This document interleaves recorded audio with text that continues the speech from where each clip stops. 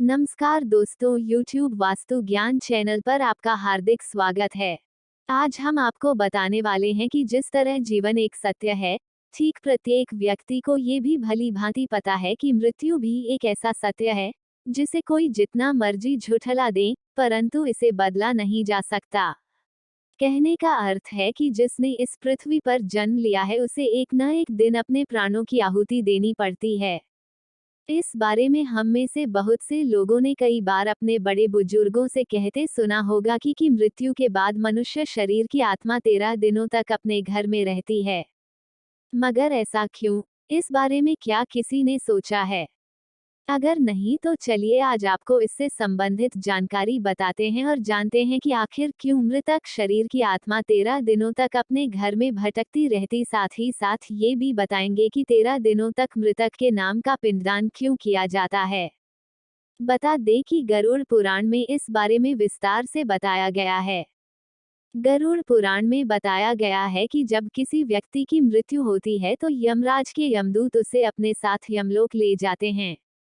यहाँ उसके अच्छे और बुरे कर्मों का हिसाब होता है और फिर 24 घंटे के अंदर यमदूत उस प्राणी की आत्मा को वापस घर छोड़ जाते हैं। यमदूत के द्वारा आत्मा को वापस छोड़ जाने के बाद मृतक की आत्मा अपने परिजनों के बीच भटकती रहती है और अपने परिजनों को पुकारती रहती है, लेकिन उसकी आवाज को कोई नहीं सुन पाता। ये देखकर मृत व्यक्ति की आत्मा बेचैन हो जाती है और जोर जोर से चिल्लाने लगती है। इसके बाद आत्मा अपने शरीर के अंदर प्रवेश करने की कोशिश करती है, लेकिन यमदूत के पास बंदिश होने के कारण वह मृत शरीर में प्रवेश नहीं कर पाती। इसके अलावा गरुड़ पुराण की माने तो जब यमदूत आत्मा को उसके परिजनों के पास छोड़ जाती है तो उस समय उस आत्मा में इतना बल नहीं होता कि वो यमलोक की यात्रा तय कर पाए। गरुड़ पुराण के अनुसार किसी भी मनुष्य के मृत्यु के बाद जो 10 दिनों तक किया जाता है उससे मृतक आत्मा के विभिन्न अंगों की रचना होती है, और जो 11वें और 12वें दिन पिंडदान किया जाता है उससे मृतक आत्मा रूपी शरीर का मांस और त्वचा का निर्माण होता है, और जब 13वें दिन 13वीं की जाती है तो उस दिन मृतक के नाम का पिंडदान किया जाता है। उसी से ही वो यमलोक तक की यात्रा तय करते हैं। अर्थात मृत्यु के बाद मृतक के नाम का जो पिंडदान किया जाता है उसी से ही आत्मा को मृत लोक से यमलोक तक यात्रा करने का बल मिलता है।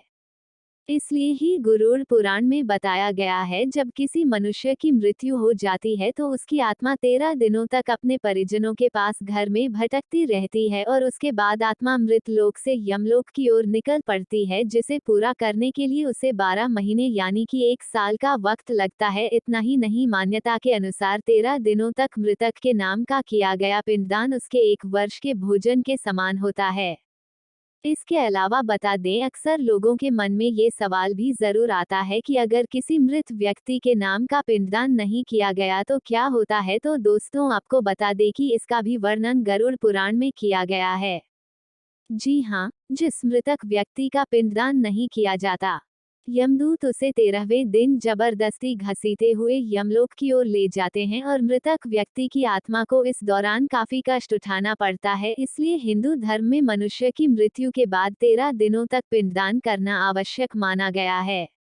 इसके अलावा आपको बता दें कि 13वें दिन परिजनों के द्वारा मृतक व्यक्ति के नाम का जो भोज करवाया जाता है, अगर वह कर्ज लेकर किया जाए तो मृत व्यक्ति की आत्मा को शांति नहीं मिलती।